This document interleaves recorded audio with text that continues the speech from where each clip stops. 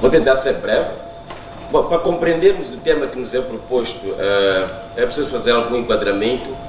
Primeiro, no sistema político, de uma maneira geral, contemporâneo. Segundo, enquadramos no sistema político moçambicano e, em terceiro, entramos para a própria Assembleia. Começando pelo enquadramento teórico geral da questão do Parlamento, no momento em que nos encontramos. Hoje o Parlamento é claramente uma instituição em crise, ao nível global. Né? Quando falamos do Parlamento, quando falamos da soberania, o Parlamento é claramente uma instituição, digamos que em declínio, né?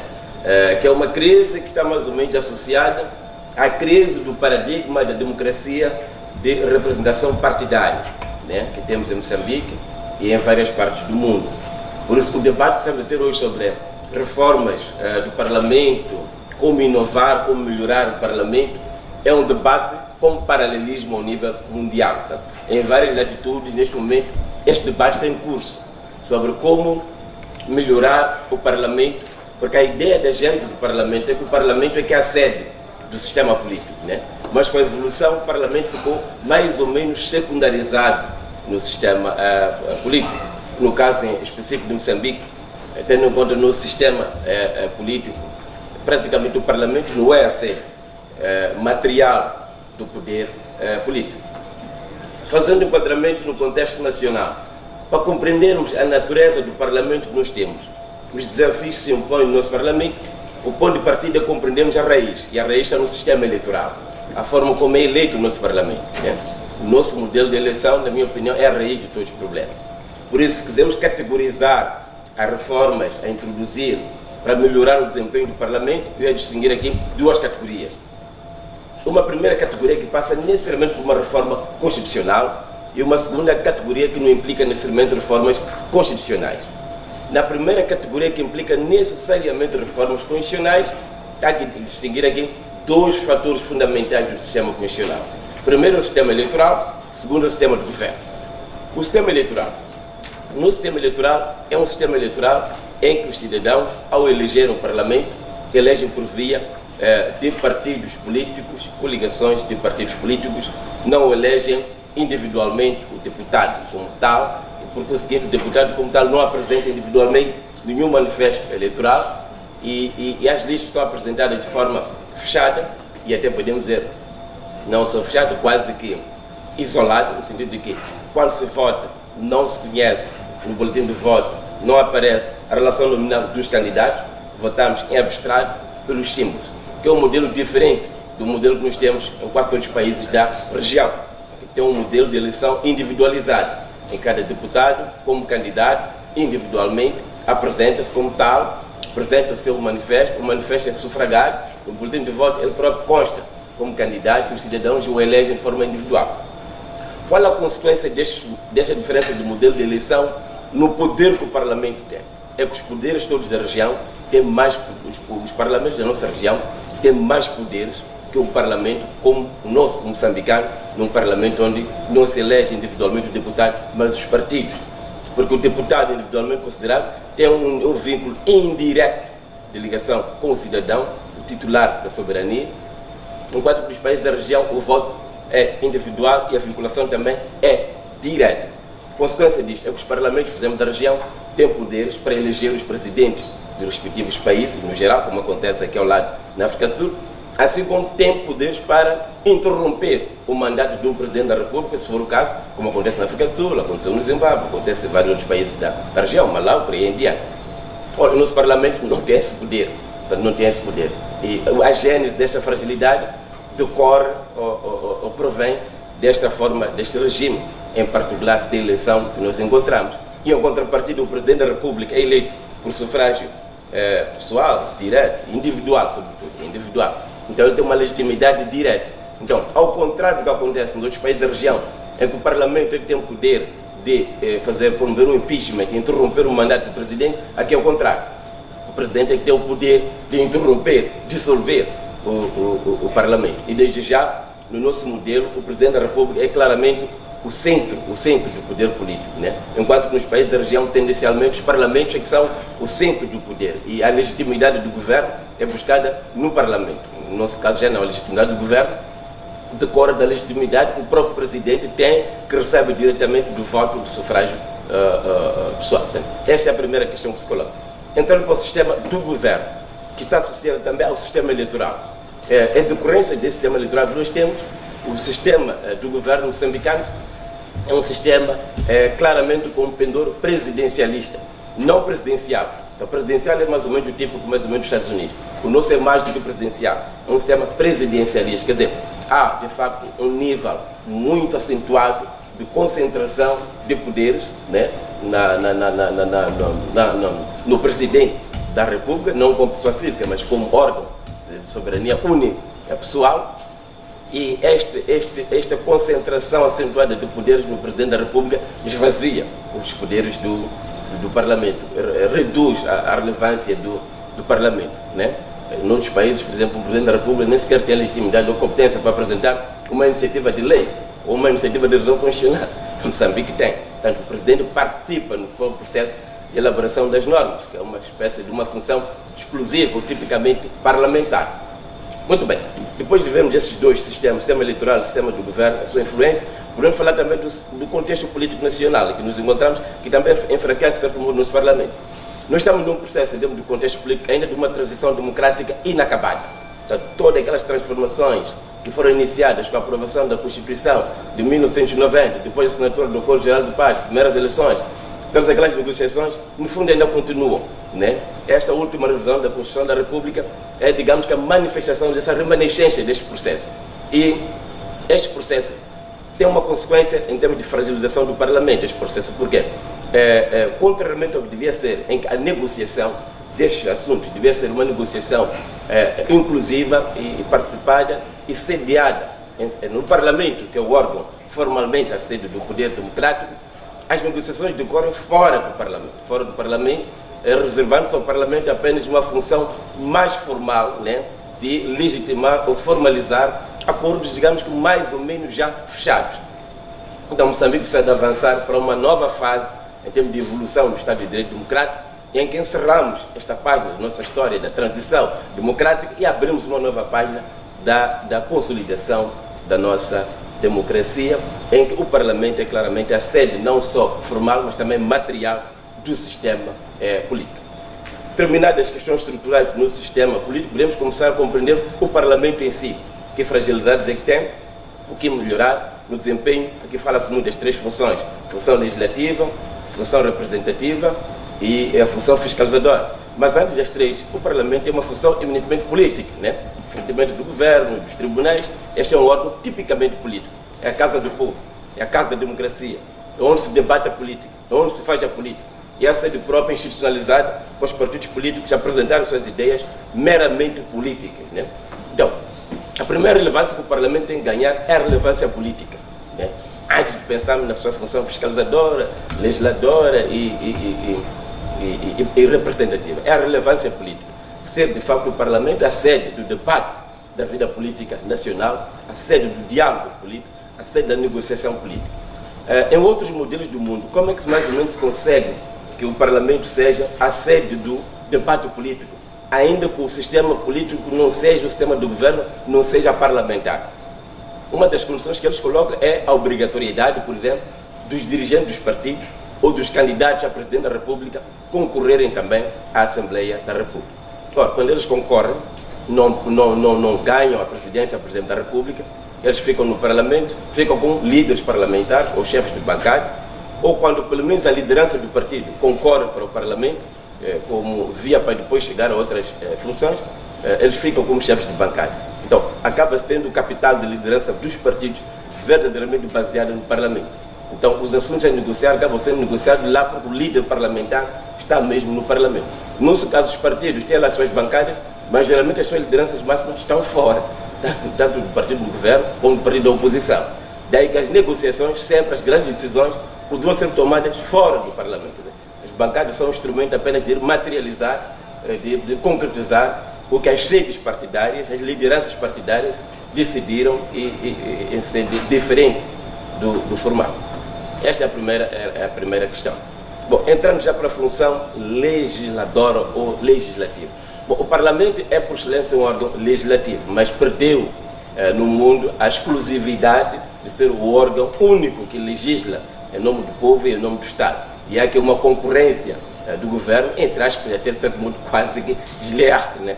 É desleal, e há quase uma deficiência do sistema. Nós só em Moçambique, mas a maior parte dos países que adotaram um modelo como o nosso, ou os países nos quais nos inspiramos, é que claramente o governo é o verdadeiro legislador material. A maior parte das normas, das leis, portanto, em Moçambique, mesmo na Europa, são de iniciativa do governo, reservando-se ao Parlamento apenas uma iniciativa, uma capacidade ou um papel formal de aprovar o que é iniciado ou é apresentado pelo Executivo. Então, uma das questões que tínhamos que inverter seria isto, quer dizer, municiar o Parlamento para ter capacidade de iniciativa legislativa, capacidade não apenas política, mas sobretudo técnica, né? Num dos parlamentos do mundo, por detrás da máquina política do Parlamento, há uma máquina técnica do Parlamento com capacidade para apresentar iniciativas que traduzem a forma técnica que deve assumir os conteúdos que interessam aos políticos. O nosso Parlamento não tem essa capacidade técnica neste momento instalada para que, se um deputado, por exemplo, pretender desencadear uma iniciativa legislativa, poder apoiar-se nesse grupo técnico e apresentar uma iniciativa legislativa individual tecnicamente bem conseguida. Esta é uma grande fragilidade. A outra fragilidade do nosso sistema legislativo é que é um sistema legislativo muito dependente, de facto, do Executivo, né? Daí que o Parlamento, quando inicia a sua legislatura, quando inicia o seu ano legislativo, não inicia com um plano legislativo em concreto, não elabora um plano legislativo em concreto. Portanto, as coisas vão acontecendo em função das propostas que caem do Parlamento, vindas geralmente do Executivo. A terceira questão tem a ver com a questão da abertura do Parlamento em relação aos cidadãos. Já estamos entrando na dimensão representativa. O Parlamento representa os cidadãos, mas não substitui os cidadãos. A soberania reside no povo. O povo delega uma parte da soberania para ser exercida pelos parlamentares em seu nome. Significa que os cidadãos, enquanto que tais, o povo, enquanto que tal, devem continuar a exercer a soberania. E o Parlamento tem espaço para melhorar, aprimorar a sua abertura para o melhor exercício da soberania pelos cidadãos. Como? Uma das formas seria uma reforma que permitisse que houvesse formalmente a possibilidade dos cidadãos poderem ter iniciativa de lei, né? Iniciativa de lei, não ser de exclusividade do Parlamento ou da Assembleia e do Governo. E isso tem vindo já a acontecer. Só como não está regulado, as organizações, grupos de cidadãos que exercem ou tomam iniciativa de lei é uma forma mais ou menos de lobby, subjetiva, da capacidade que têm de se aproximar, de influenciar. E isso coloca uma situação de alguma injustiça para aqueles que não têm a mesma possibilidade de influenciar ou de conhecerem A ou B para aproximarem e poderem também participar. Então, eventualmente, uma abertura para que haja a possibilidade de iniciativa legislativa da sociedade civil, sei que não significa isso necessariamente que, por ser uma iniciativa, naturalmente, não significará que é uma lei já consumada ou que a ideia será assumida, mas pelo menos uma abertura formal. Porque neste momento já há várias leis que Moçambique está a aprovar, o Parlamento está a aprovar, que são claramente de iniciativa da sociedade civil. Neste momento há 2 ou 3 leis em discussão que são de iniciativa da sociedade civil, ligadas à questão do Código Civil, as sucessões, a família, acho que já tem vindo a acompanhar. A outra questão tem a ver com a auscultação pública. A auscultação pública, ela aparece como uma espécie de uma prerrogativa das comissões especializadas. Eu penso que pode ser aprimorada para não aparecer apenas como uma prerrogativa, mas aparecer como uma questão claramente metódica do trabalho do Parlamento, mas em condições, digamos que melhoradas, né? Que dá espaço suficiente para o debate, para a participação, para a reflexão, e não apenas uma escutação em decorrência da necessidade de observar algumas formalidades, que até nesse caso nem sequer são obrigatórias, porque são meras prerrogativas que as comissões têm. Bom, a outra dimensão tem a ver com a dimensão de recursos. Portanto, um Estado como o nosso, que já foi bem dito na apresentação anterior, é um Estado com escassez de recursos. E quando há escassez de recursos, o Parlamento é sempre o elo mais fraco. Apesar de ser uma instituição que formalmente aprova o orçamento, mas é a instituição que também, nessa aprovação do orçamento, é o elo mais fraco, né? Porque também nem fica ético para o Parlamento estar a puxar para si a maior parte do orçamento. Mas também, geralmente, o Parlamento nem sempre é tão bem percebido numa democracia em transição como a nossa. Muitas vezes a atividade político-parlamentar às vezes é vista como mais de desgaste de recursos, de fundo, não propriamente como uma atividade necessária e produtiva para o Estado. Então, muitas vezes, o orçamento dos parlamentos em África tem sido exíguo para as suas atividades. Mas não só, os próprios recursos do Estado no ensino geral já são exíguos. Agora, imaginem já para o Parlamento. Eu acho que o Parlamento precisa fazer mais injeção em termos de recursos, para ter capacidade de os deputados poderem circular, fiscalizarem portanto, a ação do Executivo e interagirem com a sociedade civil. Outro grande desafio é a capacitação, em termos de formação. Como dissemos, a Assembleia é um órgão eminentemente político. Portanto, não há critérios de elegibilidade associados a graus de formação para ser parlamentar. Um camponês, um operário, um artesão, um estudante, um professor, podem todos serem parlamentares. Mas chegados lá, são exigidos uma base mínima de conhecimento e de capacidade que devem ter para poderem legislar. Então significa que é preciso desencadear formação. A última questão, não menos importante, tem a ver com os partidos políticos, porque a qualidade do Parlamento num sistema de democracia de partidos como o nosso, onde só concorrem para a Assembleia os partidos políticos, dependerá muito também da qualidade dos partidos que nós temos, e da qualidade dos partidos políticos que nós temos também dependerá a qualidade da nossa democracia. Se tivermos partidos políticos fracos, vamos ter uma democracia fraca, um parlamento fraco, um sistema político fraco. Então, é preciso que os partidos políticos sejam fortes.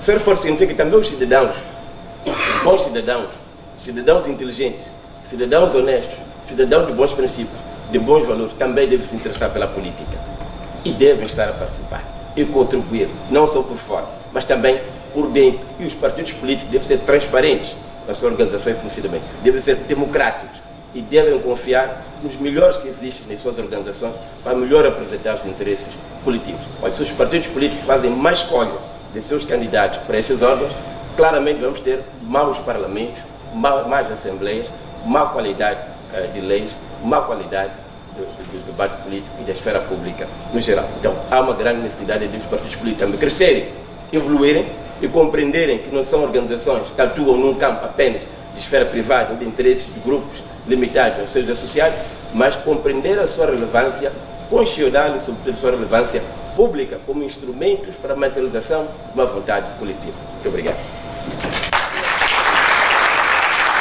Questões colocadas, eu encarei quase todas elas como dúvidas metódicas, não exatamente como perguntas que carecem de uma resposta da minha parte.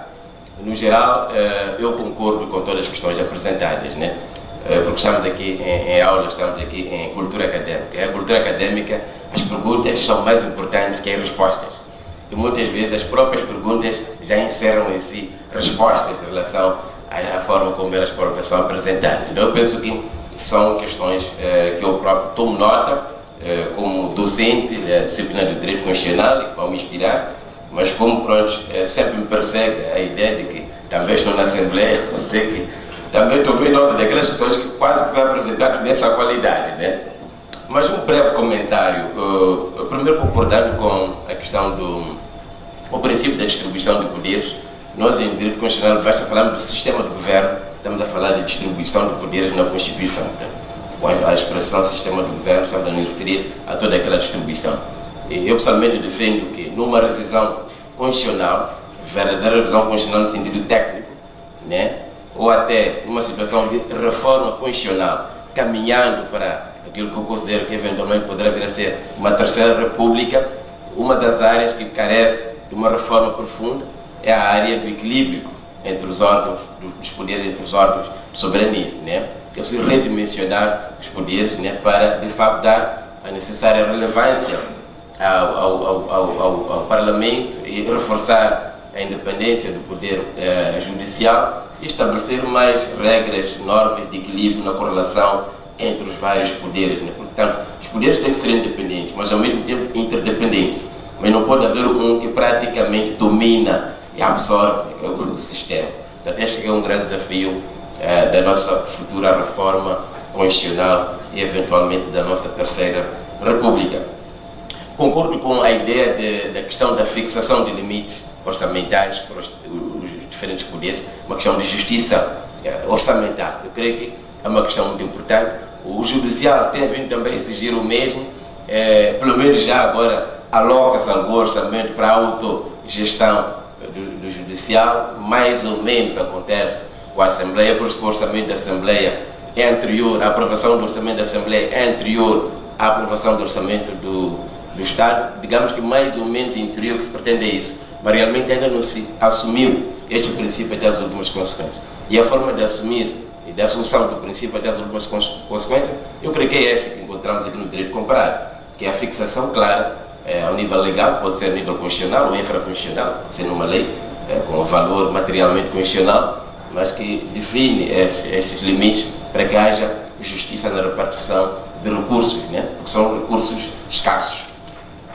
Sobre a negociação de uma revisão profunda da Constituição fora do Parlamento, uma negociação bipartidária. Bom, primeiro, sobre a natureza jurídica de um acordo político para a revisão constitucional. Em direito comparado, e teoricamente, é natural que antes da revisão constitucional, de uma revisão constitucional profunda, é natural, é desejável, é recomendável que as forças políticas tenham um acordo de princípios e um acordo sobre o objetivo da revisão. Porque normalmente as revisões constitucionais não fica bem, não é razoável, não é recomendável, não é aconselhável que sejam aprovados por uma ditadura de voto de qualquer que seja interesse do grupo. Porque uma revisão nunca se faz, quando é uma lei constitucional, nunca se faz por interesse partidário, tem que ser por interesse nacional. Então, geralmente, em muitas partes do mundo, há esse tipo de acordos que formalizam os princípios e objetos. O único aspecto que é peculiar a este processo e acaba sendo, de certo modo, um aspecto que só se pode compreender dentro do contexto e da lógica do sistema político moçambicano, é que este acordo não é fechado no Parlamento, enquanto nas outras realidades de democracias constitucionais e consolidadas, em que o Parlamento é realmente o centro do sistema, estes acordos políticos pré-aprovação da Constituição são feitos em sede do Parlamento. Então nós já estamos com esta tal remanescência do que os teóricos dos processos da democratização chamam de transição democrática. Existem 3 fases no processo da transição, no processo da democratização. A primeira fase chama-se liberalização. A segunda fase chama-se transição democrática. A terceira fase chama-se consolidação democrática. Então nós ainda não chegamos na consolidação democrática, onde nós temos não só um Estado constitucional formalmente proclamado como democrático, mas como também instituições democráticas, cultura democrática, sociedade democrática e práticas democráticas. Estamos a caminhar para lá. Então, estamos ainda a gerir um estado de transição democrática. Então, há algumas formas de gestão da coisa pública ou dos assuntos públicos que são formas atípicas para um estado democrático consolidado, mas que acabam sendo típicas de um estado em transição, no caso específico de Moçambique. Então, os signatários deste último acordo da revisão da Constituição, se formos a ver, são os signatários do Acordo Geral de Paz. E a maior parte dos pressupostos que estão na base é resgatar o Acordo Geral de Paz, é rever o Acordo Geral de Paz, é concluir o Acordo Geral de Paz.